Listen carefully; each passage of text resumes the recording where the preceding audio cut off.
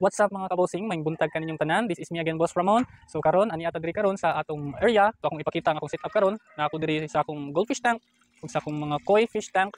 Nya diri, na ako diri mga molly, draw out sa akong mga molly. So karon ako ipakita sa inyo ha, bahin sa akong setup. Kung nga sa kalainan kanong diri sa akong goldfish tank, tin-aw kanong diri kay green ang tubig, no? Okay, as you can see here, we have here our goldfish tank na ata diri mga rancho. So tin-aw kayo ang tubig. Nya diri, compare diri sa atong molly tank, green kayo, medyo lubog ang tubig. So unsa may kalainan aning duha ka tangke nga same ra man sila volume sa tubig, ang age sa tubig same ra pud. Unsay kalainan nganong tin-aw diri ug nganong green or lubog diri. Kalainan na kay diri na filtration, nya diri stagnant. So mao nay nakalahi diri nga setup sa akong goldfish ug sa akong koi tank. Ug compare diri sa akong grow out sa molly. So diri walay filtration ug diri na filtration. So yung nani ang dakong diferensya kung mag-provide mo og filtration sa inyong mga fish tank, no? As you can see, tin-aw kayo ang tubig, klaro kayo nga itong mga isda, bisag na yung mga algae nga nanurok dito sa ilawom, tin-aw gyapon ang tubig. Compare diri daghan kay algae, unya green ang tubig, no? So di kayo maklaro ang mga isda nga nasa ilawom.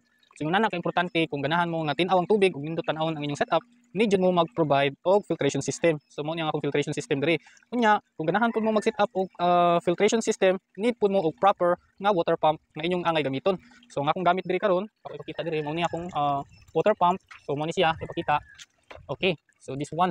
So Aquaspeed submersible pump E2000. So mao ni ang akong gamit diri sa akong goldfish tank. So nindot kayo ni gamiton kay kusog kayo siya og flow sa tubig, no? Makapatin-aw gid siya og tubig sa ingon ani kadak-ang nga fish pond. So I think 2 meters ni kapin dito, nya diri mga 1 meter kapin. So dako-dako gini siya nga fish pond. Nya akong filtration system upat ka chamber, nya gigamitan nako aning Aquaspeed submersible pump E2000. Ingon ana ka powerful ang atong submersible Aquaspeed E2000, no? So ingon ani kadak ang fish tank pero ma-accommodate pa gid niya sa iyang filtration system tungod sa iyang water flow. So kung ganahan mo na mas kusog pa ni napay E3000 ug mas kusog pa, no?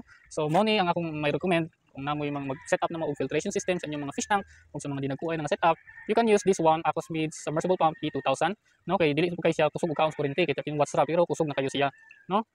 Ug mo to mga kabosing, so kung ganahan mo avail aning water pump, available ra ni sa atong showcase. So ako lang pud i-post diri sa description ang link, no? You can just click the yellow basket for you to avail this water pump. Ug katong sa mga duol ra diri sa atong area, so natay mga on-hand ani nga item, you can just visit our area here in Kawit, Medellin, Cebu. Ug mo to mga kabosing, mo tong atong sekreto diri sa atong goldfish tank ug sa atong koi fish tank nganong tin-aw gyapon sila, no? So almost 3 weeks na ni siya walay water change, tin-aw gyapon ang atong tubig diri tungod aning Aquaspeed E2000 submersible pump ug tungod sa atong filtration system. So yung nana siya ka importante, yung nana kadako ang impact kung magbutang mo filtration system sa inyong mga fish tank.